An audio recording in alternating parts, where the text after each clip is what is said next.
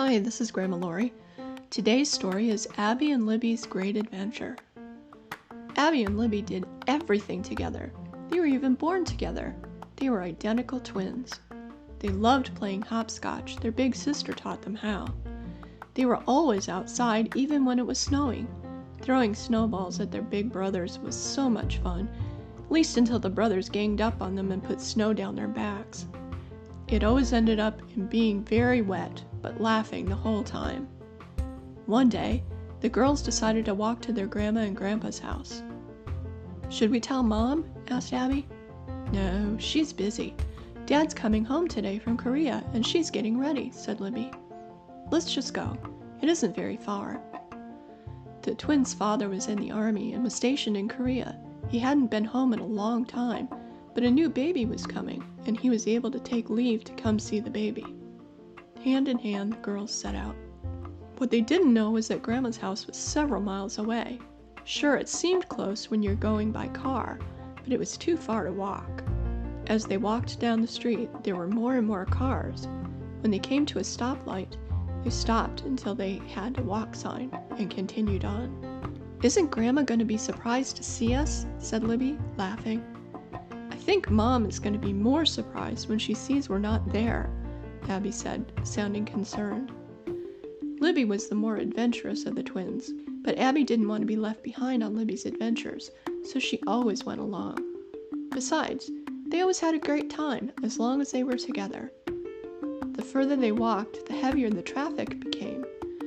Before long, cars were honking at the girls. They were worried about these two girls out all alone.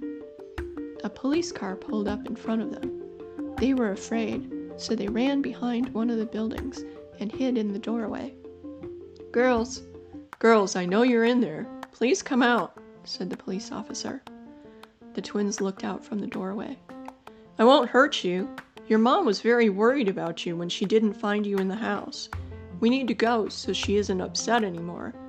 The officer looked down the alley. "What do you think, Libby?" asked Abby. She wasn't sure about it. "He's a policeman. I think we can trust him.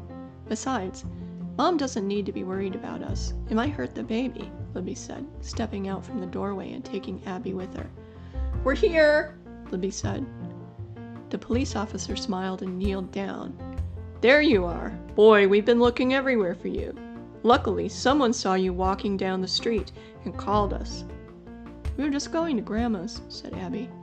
"Well, let's get in the car and I'll take you to the station so we can call your mom," he said, heading toward his police car. When they got to the police station, everyone was so happy to see them. They gave the girls drinks and snacks while they waited for their mom. They shared jokes with the girls. The girls got to see all the cool things police officers have on their uniforms. Time flew by. A voice came from behind the girls. A man's voice. "There you are! We were so worried!" It was Dad! He was still in uniform. Several of the officers saluted. Dad returned the salute. The girls ran toward Dad. "Daddy! Daddy! Daddy!" they cried, running to him and hugging him tightly as he kneeled down. "We missed you so much," the girls said together. They started talking at the same time, making a lot of noise. Dad finally said, "Seems like I got here right on time. Mom's on her way to the hospital, and we need to join her there. She was so worried about you." The girls looked at each other and smiled. "Let's go," they both said. In the car on the way to the hospital, Libby said quietly to Abby, "Our second adventure of the day." They both smiled and held hands as they drove toward the hospital. This has been Grandma Lori. Thank you for joining me. I hope you enjoyed the story.